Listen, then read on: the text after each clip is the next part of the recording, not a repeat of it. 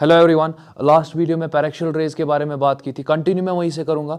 अब मैं सिंपली क्या यहाँ पे दिखाने वाला हूँ आपको इस वीडियो में कि आपके पास अगर मैं स्टैंडर्ड पैरेक्शियल रेज लूँ और उनको इंसिडेंट करूँ स्फेरिकल मिरर पे, तो वहां पर आपको स्टैंडर्ड रिफ्लेक्टेड रेज ही मिलेंगी। मैं सिंपली डायग्राम्स पे जाऊंगा और एक एक डायग्राम को आप आराम से देखना। मैं कन्वेक्स मिरर को भी लूंगा, मैं कनकेव मिरर को भी लूंगा, दोनों मिरर्स के बारे में डिस्कशन करूंगा। आप सिंपली देखते जाओ। लेट अस एज्यूम कि आपके पास यहां पर कनकेव मिरर है। ये आपका कनकेव मिरर है।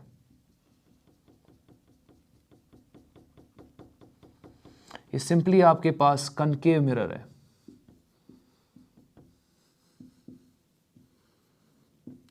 ये आपके पास सिंपली यहां पर कनकेव मिरर है। अब कनकेव मिरर की अगर मैं बात यहां पे करूं तो आपको सिंपली टर्मिनोलॉजी वाइज पता है कि ये आपके पास प्रिंसिपल एक्सिस होगी। तो ये आपके पास प्रिंसिपल एक्सिस है, मैं PA लिख रहा हूं, और ये आपके पास यहां पे पोल होगा। ये सिंपली यहां पर आपके पास फोकस होता है। अगेन फोकस को डिफाइन किसके लिए करते हो? पैरेक्शियल रेज के लिए। और ये आपका सेंटर ऑफ कर्वेचर होगा। ये आपका सेंटर ऑफ कर्वेचर होगा।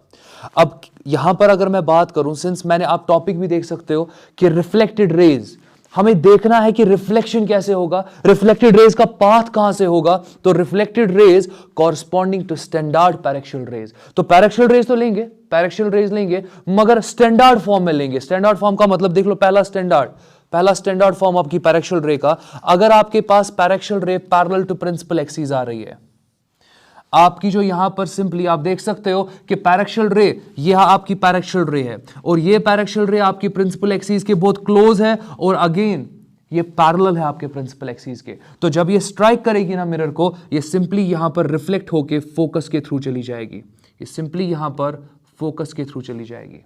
आप सिंपली देख सकते हो। अगेन मैं रिपीट करता हूं, ये आपके पास यहां पे रिफ्लेक्टेड रे है। तो कहने का मतलब यह है कि जब भी आपके पास ऑप्टिक्स में आप क्या करोगे, जब भी आप ज्योमेट्रिकल डायग्राम बनाओगे, कोई भी रे जो प्रिंसिपल एक्सिस के पैरेलल होगी ना, आफ्टर रिफ्लेक्शन कहां से जाएगी? फोकस के थ्रू जाएगी। ये तो एक्चुअली जा रही है ना फोकस के थ्रू, ये एक्चुअली जा रही है यहां पे फोकस के थ्रू। तो कौन सा मिरर है? ये आपका कनकेव मिरर है। और ये आपके पास आप देख सकते हो, ये आपके पास रिफ्लेक्टेड रे है। ये रिफ्लेक्टेड रे है corresponding to your standard paraxial रे। तो ये पहला वाला पार्ट। चलो यहीं पर रे तो सेम लूंगा, मतलब पैरेक्शियल रे पैरेलल ही लूंगा प्रिंसिपल एक्सिस के, मगर मिरर को चेंज कर दूंगा। कन्वेक्स है ना, सॉरी कनकेव है ना, कन्वेक्स मिरर लेते हैं। तो चलो मैं कनकेव मिरर यहां पे लेता हूं। मैं सिंपली यहां पर कनकेव मिरर लेता हूं। आप देख सकते हो कि मैं इसको शेड करूंगा, बट मैं इसको इस सरफेस से शेड करूंगा। दैट मींस जो इसका बल्ज का अंदर वाला पार्ट है, मैं उसको शेड कर रहा हूं। तो ये आपके पास सिंपली यहां पर, ये सिंपली आपके पास यहां पर कन्वेक्स मिरर है।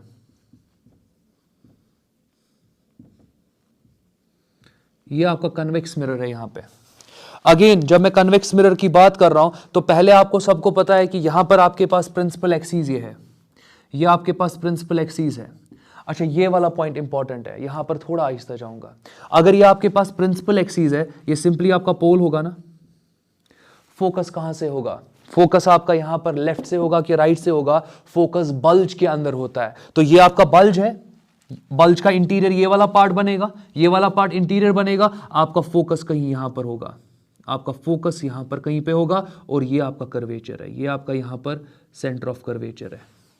तो होपफुली मैं यहां पे कोशिश कर रहा हूं एक एक पॉइंट आपको दिखाने की, होपफुली आपको समझ में आ रहा होगा। तो फर्दर आप सिंपली देख सकते हो यहां पर, अब मुझे पैरेक्शियल रे लेनी है, और वो पैरेक्शियल रे जो होगी वो आपके प्रिंसिपल एक्सिस के क्या होगी? पैरेलल होगी। तो आप देख लो यहां पर मैं एक पैरेक्शियल रे ले रहा हूं, और ये आपकी प्रिंसिपल एक्सिस के सिंपली यहां पर पैरेलल है। आप देख सकते हो ये पैरेलल है। अच्छा, इसने मिरर को हिट किया ना, मिरर को हिट किया तो ठीक है, वहां पे नॉर्मल ड्रॉ कर दो, वहां पे नॉर्मल ड्रॉ कर दो। नॉर्मल कहां से ड्रॉ करते हो आप? सेंटर ऑफ कर्वेचर से इस पॉइंट तक एक डॉटेड लाइन डाल दो।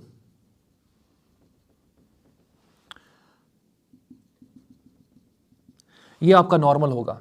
आप देख सकते हो कि कर्वेचर से जो भी लाइन आप इस स्फेरिकल मिरर पे डालते हो, कोई भी लाइन सेंटर ऑफ कर्वेचर से, कोई भी डॉटेड लाइन जो आप सेंटर ऑफ कर्वेचर से इस मिरर पे डालते हो, वो बिहेव करता है मिरर का उस पॉइंट पे नॉर्मल। तो होपफुली इसमें किसी को डाउट नहीं होगा। अब आप सिंपली देख सकते हो, ये आपके पास एंगल ऑफ इंसिडेंस बन जाएगा, ये आपके पास एंगल ऑफ इंसिडेंस बन जाएगा। अच्छा, एंगल ऑफ रिफ्लेक्शन, अगर मैं एंगल ऑफ रिफ्लेक्शन की बात यहां पे करूं, तो वो तो इंसिडेंस के बराबर होगा आफ्टर रिफ्लेक्शन। और अगर मैं रिफ्लेक्शन की बात करूं, ये आपका रिफ्लेक्शन होगा सच दैट के angle of incidence it is equal to angle of reflection, ये आपकी रिफ्लेक्टेड रे होगी। अब ये रिफ्लेक्टेड रे देख लो, रिफ्लेक्शन तो यहां पे हो रहा है, मगर जब आप इस रिफ्लेक्टेड रे को बैकवर्ड प्रोड्यूस करते हो ना, आपको लगता है कि एज इफ ये रे फोकस के थ्रू जा रही है, आपको लगता है कि एज इफ ये रे फोकस के थ्रू जा रही है। मैं कंक्लूड करूंगा यहां पे, कंक्लूड करने का मतलब मैं सिंपली आपको ये बोल रहा हूं कि अगर आपके पास एक पैरेक्शियल रे है जो पैरेलल है आपके प्रिंसिपल एक्सिस के, जब वो आपके मिरर को हिट करेगी तो जो वहां पर रिफ्लेक्टेड रे होगी वो या तो एक्चुअली फोकस में जाएगी या सिंपली आपको लगेगा या वो अपीयर होगी कि एज इफ वो फोकस के थ्रू जा रही है। मैं एक बार दोनों डायग्राम्स दिखाता हूं। आपके पास ये पैरेलल रे आ गई, इसने हिट किया मिरर को, यहां पे एक्चुअली फोकस के थ्रू चली गई। दूसरे केस में ये आपका कन्वेक्स मिरर है, अगेन आपके पास एक पैरेलल रे आ रही है, यहां पर मिरर को हिट किया, रिफ्लेक्ट हो गई आपकी रे, एक्चुअल में फोकस के थ्रू नहीं गई, मगर जब आपने इसी रिफ्लेक्टेड रे को बैकवर्ड प्रोड्यूस किया, आप देखते हो कि ये फोकस के थ्रू जा रही है।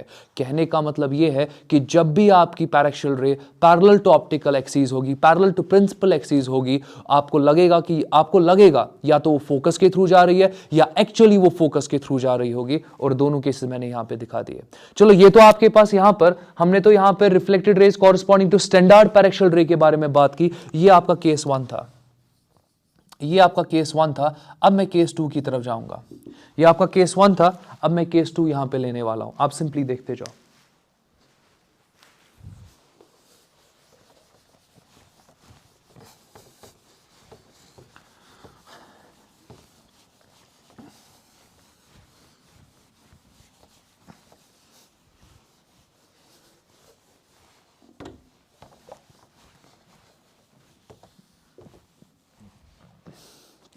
तो ठीक है, आप केस 2 देखते जाओ। अगेन यहां पर आपके पास मैं 2 मिरर ले रहा हूं। ये आपके पास सिंपली कनकेव मिरर है,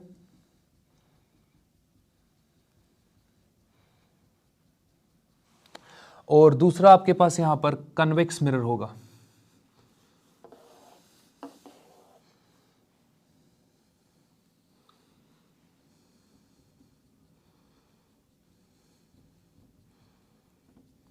ये आपके पास कन्वेक्स मिरर होगा। तो होपफुली किसी को डाउट नहीं होगा। तो ये आपके पास सिंपली यहां पर कन्वेक्स मिरर है, और जबकि ये आपके पास यहां पर कनकेव मिरर है। ये आपके पास कनकेव मिरर है। अब सिंपली देख लो, मैं पहले प्रिंसिपल एक्सिस यहां पर ड्रॉ करूंगा। ये मैंने प्रिंसिपल एक्सिस यहां पर ड्रॉ कर दी। अब जो मैंने प्रिंसिपल एक्सिस यहां पे ड्रॉ की, अब अगेन आप देख सकते हो कि ये आपका पोल होगा। कॉरस्पॉन्डिंगली अगर दूसरे डायग्राम में देखोगे, ये आपका पोल होगा। इस डायग्राम में फोकस इस साइड से होगा, क्योंकि ये आपका बल्ज है, तो फोकस कहीं यहां पर होगा आपका, और ये आपके पास यहां पे कर्वेचर होगा।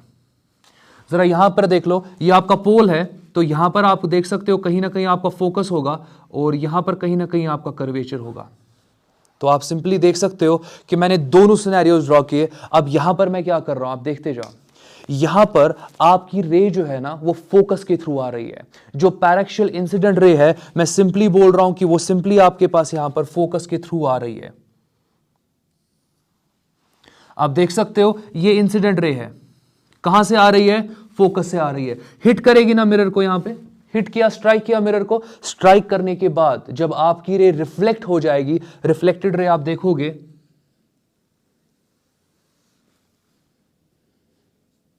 पैरेलल टू प्रिंसिपल एक्सिस जाएगी। उल्टा हो रहा है, लास्ट वाले केस में पैरेलल थी, लास्ट वाले केस में पैरेलल थी, फोकस के थ्रू गई। इस वक्त फोकस के थ्रू जा रही है, और फिर आप देख रहे हो कि प्रिंसिपल एक्सिस के पैरेलल हो रही है।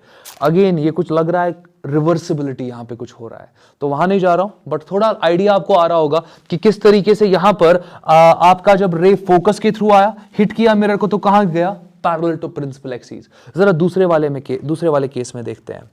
अच्छा, यहां पर रे जो है ना, वो एग्जैक्टली अगर मैं बात करूं, वो तो फोकस के थ्रू जा ही नहीं सकती है। अच्छा ठीक है, अगर रे फोकस के थ्रू नहीं जा सकती है, मगर आपको लग सकता है ना कि मे भी फोकस के थ्रू जा रही होगी, तो अपीयर हो रहा होगा, तो सिंपली आप देख सकते हो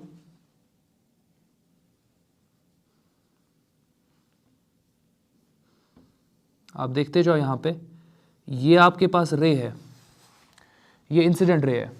तो इंसिडेंट रे ने मिरर को स्ट्राइक किया, यहां पर मिरर को स्ट्राइक किया, यहां पर मिरर को स्ट्राइक किया, और आप फर्दर देख सकते हो कि इंसिडेंट रे ने जब मिरर को स्ट्राइक किया, अब ये यहां पर रिफ्लेक्ट हो जाएगा ना, मगर जब आप इसको प्रोड्यूस करोगे आपको लग रहा है कि एज इफ ये फोकस के थ्रू जा रही है, आपको लग रहा है, एक्चुअल में फोकस के थ्रू नहीं जा रही है। यहां पर तो एक्चुअल में फोकस के थ्रू जा रही थी, मगर यहां पर आपको लग रहा है कि फोकस के थ्रू जा रही है, मगर फोकस के थ्रू मत जा रही है। तो यहां पर आपको लग रहा है कि एज इफ ये फोकस के थ्रू जा रही है। तो ऐसी रे जब हिट करेगी ना मिरर को, आप देखोगे कि हिट करने के बाद ऐसी रे जब रिफ्लेक्ट हो जाएगी, ये पैरेलल टू प्रिंसिपल एक्सिस जाएगी। होपफुली आपको आइडिया आ रहा होगा। अगेन रिवर्सिबिलिटी कुछ हो रहा है यहां पे, वहां पे अगेन मैं नहीं जाने वाला हूं, बस ये आप दिमाग में रखोगे। तो अगेन आप देख सकते हो कि यहां पर आपके पास ये स्टैंडर्ड पैरेक्शियल रेज है, और इन्हीं स्टैंडर्ड पैरेक्शियल रेज का मैं बिहेवियर देख रहा हूं कि जब ये रिफ्लेक्ट हो जाएंगी तो इनकी रिफ्लेक्टेड रेज कैसी दिखेंगी यहां पे। तो अगेन ये दो आपके पास डायग्राम्स है, तो ये केस 2 हो गया। तो 2 केसेस ले लिए। अब मैं तीसरे केस पे जाऊंगा। जो तीसरा केस है वो ऑप्टिक्स में सबसे इंपॉर्टेंट केस है, क्योंकि न्यूमेरिकल्स में यूजुअली आपको उसी पे कुछ ना कुछ पूछा जाता है। तो मैं अगेन आगे गुड क्वालिटी न्यूमेरिकल डिस्कस तो करेंगे ही हम, और वहां पर मैं आपको दिखाऊंगा कि जो ये तीसरा वाला केस मैं अभी दिखाने वाला हूं वो कितना इंपॉर्टेंट रोल प्ले करेगा। तो इसको बहुत अच्छे से आप देखोगे वीडियो को स्टार्ट से एंड तक। पहले अच्छे से एक बार वीडियो को देखो, और उसके बाद और एक बार वीडियो को देखो और नोट्स बनाते जाओ। जितना आप साथ साथ में वीडियो के लिखोगे ना, उतना बेटर रहेगा, एक अच्छी मेमोरी आपके पास बन जाएगी उसकी। देख लो, अगेन मैं ये कहूंगा कि सबसे बेस्ट तरीका ये होता है कि आप मैं फोटोग्राफिक मेमोरी क्रिएट करो। फोटोग्राफिक मेमोरी क्रिएट करने का मतलब क्या होता है मैं थोड़ा बताऊंगा यहां पे। फोटोग्राफिक मेमोरी क्रिएट करने का मतलब ये होता है कि लेट अस सपोज आपके पास, मतलब आप कोई भी बुक ले लो, लेट अस सपोज चलो फिजिक्स ही ले लो। फिजिक्स में आपको पता होना चाहिए कि चैप्टर 8 का 5th टॉपिक कौन सा है। फिजिक्स में अगर आप 12th क्लास की बात कर रहे हो ना, 12th क्लास में चैप्टर 8 का 5th टॉपिक कौन सा है आपको पता होना चाहिए। चलो मैं सिंपल आपको ये बोलता हूं, यूनिट डायमेंशन सब पढ़ते हैं ना, या चलो आप मैकेनिक्स सारे पढ़ते हो, मैकेनिक्स आपको फुल होल्ड होता है, बहुत जबरदस्त होल्ड होता है। तो मैकेनिक्स का 5th टॉपिक अगर अभी किसी को पता होगा तो बहुत सही है। आप जब थोड़ा दिमाग में लाओगे भी ना, आपको आइडिया भी नहीं आएगा कि 5th टॉपिक कौन सा है। तो जो स्टूडेंट्स कॉम्पिटिटिव एग्जाम क्वालिफाई वगैरह करते हैं ना, उनको पूरा क्लियर होता है कि किस चैप्टर में कौन सा टॉपिक किस पोजीशनिंग पे है। ऐसी मेमोरी को आप सिंपली बोलते हो, जिसको आप सिंपली बोल सकते हो फोटोग्राफिक मेमोरी। और अगेन मैं चाहता हूं कि आप ऑप्टिक्स को इस तरीके से मत पढ़ो कि ऑप्टिक्स एक चैप्टर है, नहीं। ऑप्टिक्स के डिफरेंट पार्ट्स है। ऑप्टिक्स का पहला पार्ट प्लेन मिरर था। प्लेन मिरर का पूरा आइडिया आपको होना चाहिए कि प्लेन मिरर में हमने field of view of image, field of view of observer, उसकी प्रॉपर्टीज पढ़ी, रोटेशन पढ़ा, हमने ट्रांसलेशन पढ़ा। ये पूरा आपको पूरा आइडिया रहना चाहिए उसके बारे में। ऐसी मेमोरी को फिर आप बोल सकते हो कि ठीक है, आपकी पिक्टोग्राफिक मेमोरी या आपके पास वो मेमोरी जो है वो क्रिएट हो गई है एक कॉन्सेप्ट के रिलेटेड।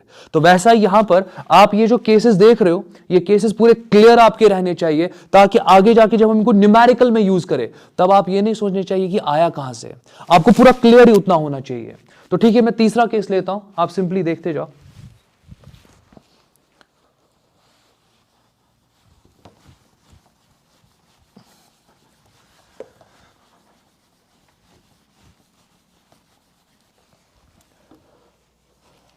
मैं केस 3 यहां पे ले रहा हूं, और ये बहुत इंपॉर्टेंट है, ये केस 3 की अगर मैं बात करूं, अगेन मैं सिंपली यहां पे 2 मिरर्स लेने वाला हूं।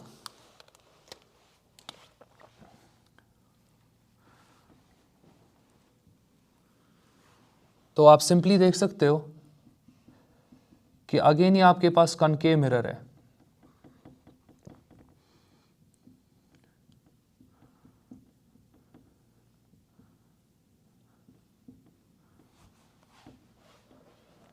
और ये आपके पास कन्वेक्स मिरर है।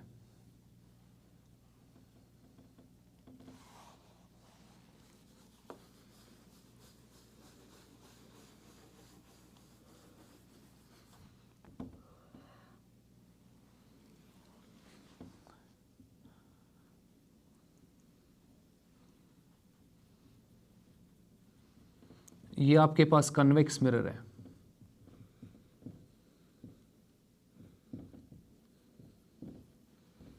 ये आपके पास कन्वेक्स मिरर है। यहां पर भी मैं प्रिंसिपल एक्सिस ड्रॉ करने वाला हूं, और यहां पर भी मैं प्रिंसिपल एक्सिस ड्रॉ करने वाला हूं। अब आप सिंपली देख लो यहां पर, ये आपके पास पोल होगा तो मैं P लिख रहा हूं, ये आपके पास फोकस होगा, मैं F लिख रहा हूं, ये आपके पास सेंटर ऑफ कर्वेचर होगा, यहां से लेकर यहां तक फोकल लेंथ होगा, यहां से लेकर यहां तक ट्वाइस फोकल लेंथ होगा। अगेन फोकस डिफाइन किसके लिए करते हो? पैराक्सियल रेज के लिए। अगेन आपके पास यहां पर पोल होगा। अब आपको पूरा क्लियर होना चाहिए फोकस कहां पे होगा, बल्ज के अंदर फोकस होगा, तो फोकस आपका कहीं यहां पर होगा, और कर्वेचर जो आपके पास है, कर्वेचर आपका यहां पर होगा, सेंटर ऑफ कर्वेचर। बहुत सही। अब आप सिंपली देखते जाओ, यहां पर कोई भी रे जो सेंटर ऑफ कर्वेचर से आएगी और हिट करेगी आपके मिरर को, वो रिट्रेस करेगी अपने पाथ को after reflection. Law of reversibility of light. यहां पर इस केस में आप सिंपली देख सकते हो law of reversibility of light. जब भी आपकी रे सेंटर ऑफ कर्वेचर से आएगी और वो मिरर को हिट करेगी, मिरर को हिट करने के बाद वो अपने पाथ को रिट्रेस करेगी। ऐसा क्यों? क्योंकि जो रे सेंटर ऑफ कर्वेचर से आती है, मिरर को स्ट्राइक करती है, वो मिरर पर नॉर्मली स्ट्राइक करती है, इसीलिए वो अपने पाथ को रिट्रेस करती है। मैं सिंपली दिखाता हूं, अब देख लो यहां पर,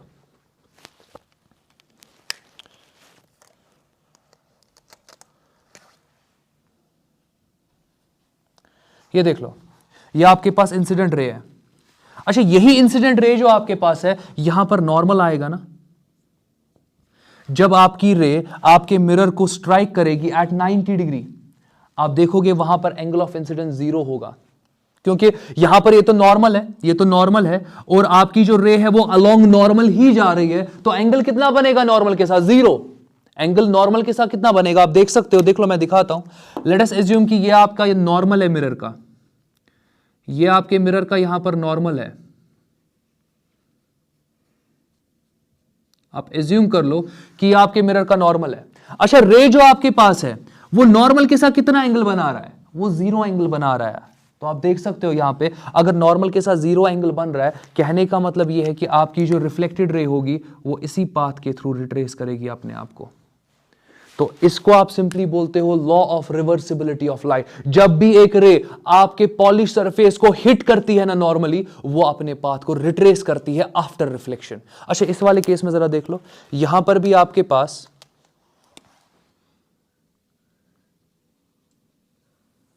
ये देख लो, ये आपके पास इंसिडेंट रे है,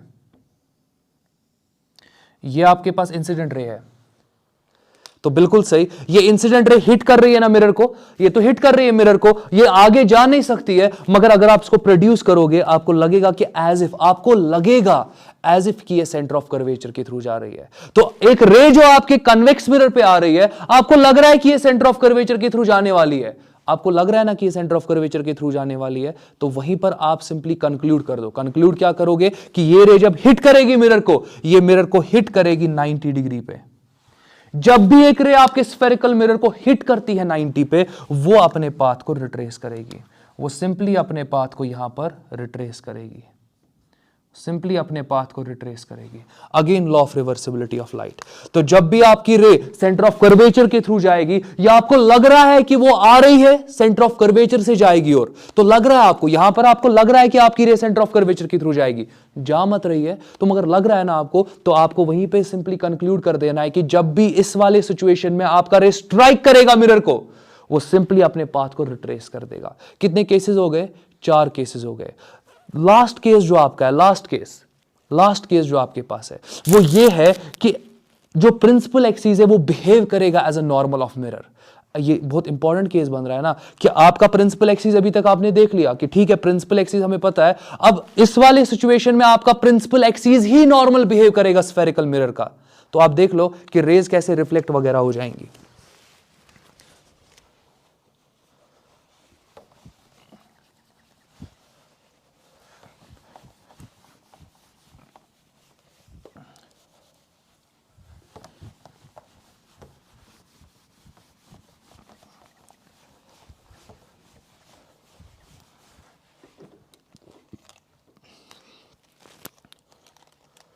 तो ये आपका केस 4 होगा।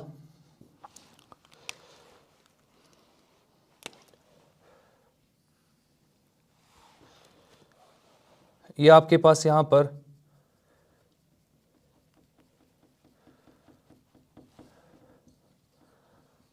कनकेव मिरर है,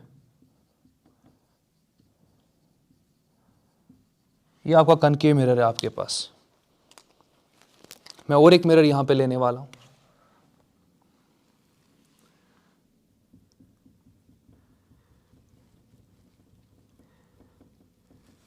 और ये आपके पास कन्वेक्स मिरर है,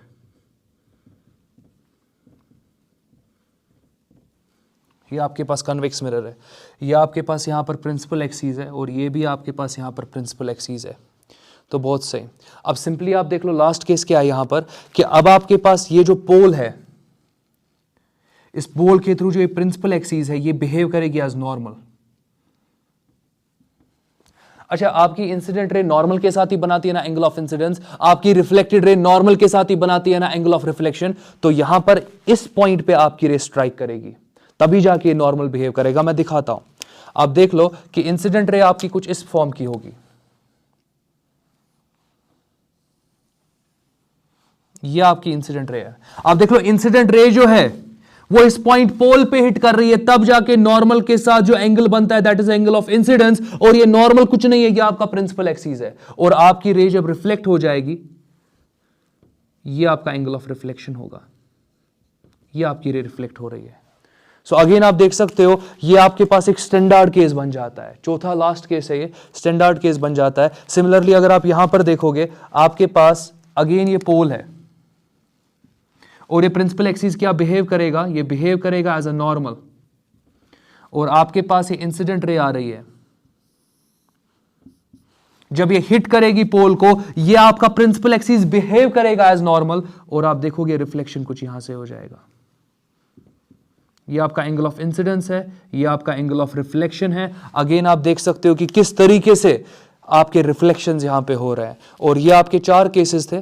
ये 4 केसेस बहुत इंपॉर्टेंट है। न्यूमेरिकल्स वगैरह जब आप डील करते हो, जिसमें आपको डायग्राम्स वगैरह बनानी होती है, वहां पर यही डायग्राम्स आपको हेल्प करते हैं उस न्यूमेरिकल को सॉल्व करने में।